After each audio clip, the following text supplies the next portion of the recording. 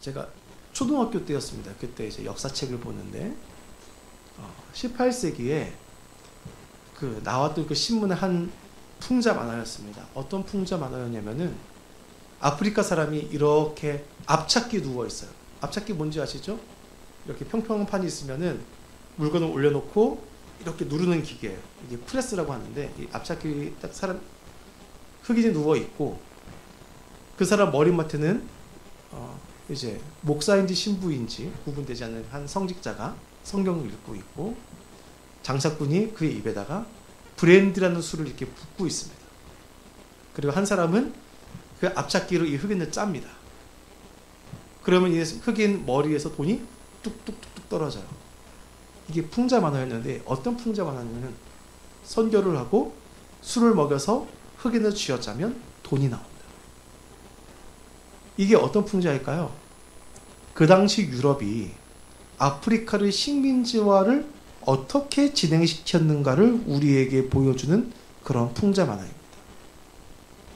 그 당시의 시대상을 우리가 흔히 제국주의라고 합니다.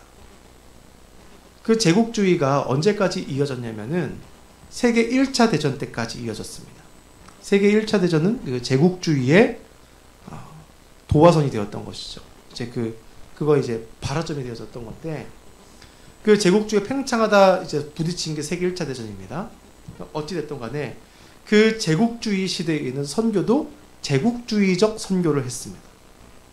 이미 모든 유럽은 어떤 국가가 되어졌어요? 기독교 국가가 되어져 있어요. 가톨릭이든 개신교이든 다 기독교 국가들이었습니다. 그래서 이들이 생각했던 선교 방식이 힘으로 눌러서 선교를 하면 많은 사람들이 예수를 믿을 수 있겠구나. 이제 이런 생각을 가지고 있었어요. 그렇게 선교를 했습니다. 근데 선교사님들은 어떤 사람들이죠? 나름 복음의 열정을 가지고 있는 사람들이잖아요. 그러니까 오지나 위험을 가리지 않고 선교를 하기 시작해요. 그럼 어떻게 될까요? 순교당한 분들이 나오겠죠. 근데 나라가 어떻게 하냐면은 순교당한 그분들을 이용합니다. 너 우리나라 사람 죽였어? 우리가 니네 징벌하러 쳐들어갈 거야. 그렇게 쳐들어가가지고 나라를 점령하고 거기를 쑥대밭 만듭니다. 그리고 자기 것을 삼아버립니다. 이게 제국주의 시대였습니다. 이 고귀한 신앙은 무엇을 사용했나요? 나라가 침략의 도구로 사용했습니다. 신앙을 도구로 사용한 거죠. 그렇기 때문에 그것에 반발하여 지금도 기독교를 거부하는 나라들도 있습니다. 뭐 반반이 나라도 있겠지만 필리핀 같은 경우에는 다 이제 가톨릭화 되어졌지만 아프리카 나라를 보면은 꼭 그렇지만 않아요. 오늘 본문도 보면은 이제 이러한 신앙을 도구 삼는 한 사람이 아니죠. 한 부부가 나옵니다. 오늘 본문에서 아합이 자기 왕궁 옆에 있는 이 포도밭을 보게 되어집니다. 이 포도밭이 자기 왕궁 옆에 붙어 있고 아름다운지라 너무나 가지고 싶어요. 그래서 아합이 어떻게 합니까? 신사적으로 다가갔습니다. 내가 이 포도밭을 가지고 싶다. 내가 충분한 값을 치를게. 네가 원하는 대로 다 해주겠다. 그것을 내게 주라. 여러분 신사적이죠? 아닌 것 같나요? 성경에서 왠지 아합 하면은 나쁜 사람이니까 신사적이지 않은 것 같나요? 아합은 충분히 우리가 일상 그 경제 상황에서 마주할 수 있는 최선으로 지금 나봇에게 제안을 했습니다. 내가 충분히 보상하겠다. 내가 원한다면은 더 아름다운 포도원을 줄 것이며 아니면 내가 돈으로 너희가 주겠다. 나봇에게 이것을 제안을 했습니다. 근데 나봇이 그것을 거절합니다. 왜 거절했습니까? 더 많이 받으려고요? 그게 아니라 오늘 말씀을 보니까 3절에 내 조상의 유산을 왕에게 주기를 여호와께서 금하실지로다. 땅의 주인은 누구입니까? 하나님이십니다. 그 하나님께서 이 땅을 주셨어요. 이 땅은 가나안 땅을 분배할 때 하나님께서 각 가문에 맞게 나누어 주셨습니다. 이 땅은 사지도 못하고 팔지도 못합니다. 만약에 부득이하게 팔게 된다면 다시 희년에 찾아오게 되어집니다. 왜? 하나님께서 주신 거예요. 하나님께서 주신 거예요. 이것은 내 마음대로 할 수가 없다는 겁니다. 즉 아합은 경제적으로 세상적으로 많은 이득을 나에게 안겨주겠다 하지만 나봇은 그것을 가지고 이득을 볼 수도 있겠지만 그 이득보다도 더 우선시되는 것은 무엇이냐? 내가 하나님의 말씀을 지키는 것이다. 하나님의 언약을 내가 따르는 것이다. 이게 지금 나봇의 고백인 거예요. 그러니까 단순히 이 말을 잘못 해석하면은 성경 전체적인 문맥을 못 보면은 나봇이 괜히 핑계대는 것처럼 보일 수도 있겠지만 성경 전체 문맥으로 보면은 이것은 신앙적 고백입니다. 이 땅은 하나님의 백성이 하나님의 통치를 실현시켜 나가는 곳입니다. 땅은 하나님의 선물과 그 신뢰로서 받은 기업이기 때문에 그렇습니다. 아합은 그렇기 때문에 이 땅을 팔 수가 없는 거예요. 안 팔고 싶은 게 아니라 팔 수가 없다. 아합이 어때요? 너무나 아쉬워하죠. 아합이 그런 이유가 있습니다. 왜냐하면 자기도 잘 알고 있기 때문에 그렇습니다. 이것이 율법이에요. 잘 알고 있습니다. 그렇기 때문에 어쩌지도 못하고 끙끙 앓고만 있습니다. 이 모습을 누가 봅니까? 이세벨이 봅니다. 7절 말씀에 그의 아내 이세벨이 그에게 이르되 왕이 지금 이스라엘 나라를 다스리시나이까? 일어나 식사를 하시고 마음을 즐겁게 하소서. 내가 이스라엘 사람 나봇의 포도원을 왕께 드리이다. 이세벨이 이것을 보고 자기가 나서겠다 이야기합니다. 이 말이 참 재밌습니다. 왕, 당신께서는 지금 이스라엘 왕 아니십니까? 이 말은 뭐예요? 왕이면 마음대로 할 수 있잖아요. 그렇게 하면 되지. 왜 안 그러는 거야? 이게 일반적인 왕의 모습들이잖아요. 우리가 흔히 볼 수 있는 전 세계적으로. 그러나 이스라엘에서는 그것이 통하지 않습니다. 왜? 하나님의 법이 존재하고 있기 때문에 그래요. 왕이라도 함부로 뺏어갈 수가 없어요. 그 땅을. 그러니까 이 이세벨이 어떤 방법을 쓰느냐? 편지를 보내어서 이제 장로들을 세우고 그 장로들 앞에서 이 나봇을 재판하게 합니다. 이게 어떻게 하는 재판이냐면요. 율법대로 하는 재판이에요. 어떤 사람이 범죄하면 성문 앞에 장로들을 세우고 그 장로들이 그 증인의 그 증언을 듣고 심판을 합니다. 율법대로 하는 거예요. 지금 나봇은 어떻게 했어요? 율법대로 하나님의 말씀을 따랐지만 이세벨은 지금 율법을 사용해서 나봇에게서 이 포도원을 뺏으려 하는 거예요. 어떻게 합니까? 2명의 불량자를 데려옵니다. 거짓 증거하게 하는 거예요. 저 나봇이 하나님과 그리고 우리 왕을 저주했습니다. 제가 들었어요. 2명이 와서 증언하는 거예요. 여러분 안에서도 이렇게 다른 사람이 와서 증언하면 어떻게 되나요? 하게 됩니다. 요즘에는 녹취라도 할 수 있죠. 녹음기라도 있죠. 이 당시 그런 것도 없잖아요. 증언하는 사람이 와서 증언하면 그것이 채택됩니다. 이 불량자라 그랬습니다. 아무 거리낌이 없는 사람들이. 그렇게 해서 이세벨이 이 나봇을 죽입니다. 여러분 이 이세벨은 어떤 방법을 사용합니까? 신앙이라는 이름을 자기의 유익으로 사용합니다. 하나님의 방법을 자기의 유익을 위해 사용합니다. 경건을 자신의 이익의 문제로 환원시켜 버렸습니다. 이 이세벨이 원래 어떤 사람입니까? 바알과 아세라를 섬기는 자이며 하나님의 선지자를 죽이는 사람이었습니다. 그 사람이 갑자기 율법을 사용해서 나봇을 죽여버립니다. 이 경건을 하나의 도구로 사용하고 하나님의 율법을 자기의 이익으로 사용합니다. 우리가 이 이세벨만 보면 이 이세벨이 가장 악한 것 같죠. 근데 성경은 누구를 더 악하다고 볼까요? 이세벨일까요? 아합일까요? 이세벨일까요? 아합일까요? 제가 이렇게 말하면 아시겠죠? 누구를 더 악하다고 얘기할까요? 아합을 더 악하다 봅니다. 우리는 흔히 신앙에서 크게 벗어나는 것만을 범죄한다 이렇게 생각합니다. 그런데 오늘 나보의 사건을 통해서 주시는 교훈은 범죄는 머뭇머뭇거리는 데서부터 옵니다. 우리가 갈멜살 사건을 같이 보았었죠?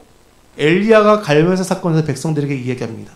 너희가 어느 때까지 하나님과 바알 사이에서 머뭇거리느냐? 백성들이 뭐 했어요? 온전히 바알을 따라간 것도 아니고 온전히 하나님을 따라간 것도 아니에요. 지금 내가 어디를 가냐 머뭇거리고 있습니다. 라오디게아 교회를 향하여 하나님께서 어떻게 말씀하십니까? 내가 덥든지 차갑든지 하라. 네가 미지근하여 내가 토하여 버릴 것 같다. 토할 것 같다. 오늘 이 아합도 마찬가지입니다. 하나님 법에서 완전히 떠나지도 아니에요. 또 적극적으로 실천하는 것도 아닙니다. 되게 이세벨과 같은 사람이 정말 악한 사람이고 아합은 아내 말만 따라가는 좀 바보다. 우리가 이렇게 생각하기 쉽지만 여러분 아담과 하와의 사건을 보십시오. 성경은 누가 범죄하였다라고 이야기합니까? 누가 먼저 선악과를 따먹었죠? 하와가 먹었어요. 근데 성경은 누가 범죄했대요? 아담이 범죄했대요. 아담 입장에서 억울하죠. 아내가 먼저 먹고 자기에게 줬는데 또 자기가 먹었는데 아담의 죄로 인하여 죄가 세상에 들어오고 이렇게 이야기합니다. 그 아담이 인류의 대표자이기 때문도 있지만 직접 하나님 말씀을 받았고 그 말씀을 실천해 가야 하는 주도적인 사람으로서 이 아담이 그런 범죄를 저질렀기 때문에도 그렇습니다. 그 의무를 다하지 않은 것. 아합도 마찬가지죠. 자기가 왕입니다.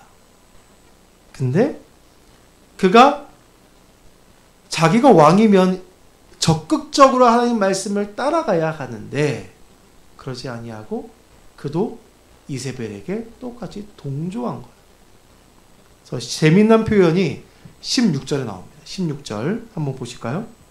16절 아합이 나봇이 죽었다 함을 듣고 곧 일어나 이스라엘 사람 나봇의 포도원을 차지하러 그리로 내려갔더라. 아 저거 가지고 싶은데 못 가졌어 하고 이렇게 누워있어요. 힘 빠졌어. 근데 이세벨이 그 사람을 죽였대요. 그러니까 어떻게 해요? 스르르 일어나가지고 아싸 내 거다 하고 가는 거예요.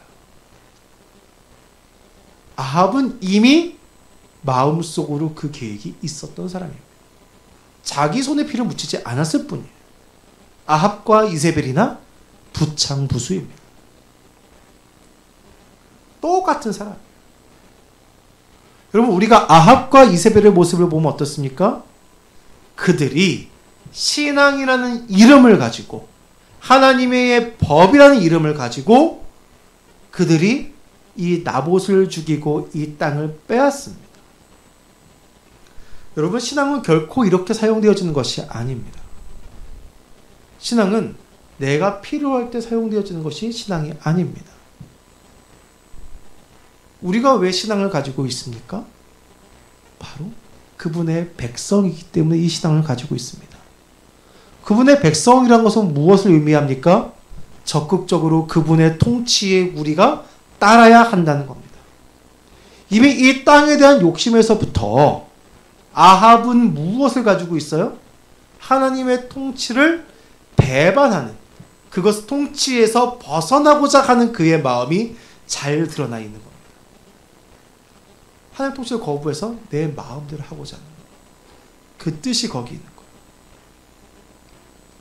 그러니까 이 신앙의 이름 안에서 그가 아무것도 못하다가 자기의 아내 이세벨이 낸 그 계책으로 신앙의 방법을 사용해서 그가 합법적인 절차를 가지고 이것을 가져가려 합니다. 한국 기독교 역사에서 신앙의 이름으로 신앙의 합법으로 이뤄낸 가장 참담한 사건이 있습니다. 무엇이냐면요. 신사참배를 결의한 총회입니다. 그것을 거부하다 돌아가신 분이 누구시냐면은 주기철 목사님이시죠. 그 총회에서 어떤 결의까지 나왔냐면요. 주기철 목사님을 면직시켜버렸습니다. 그 면직이 뭐냐면요. 목사직을 박탈한 거예요. 그 총회가 강압적으로 이루어졌어요. 순사들이 칼을 차고 다 통로를 막고 있었고요.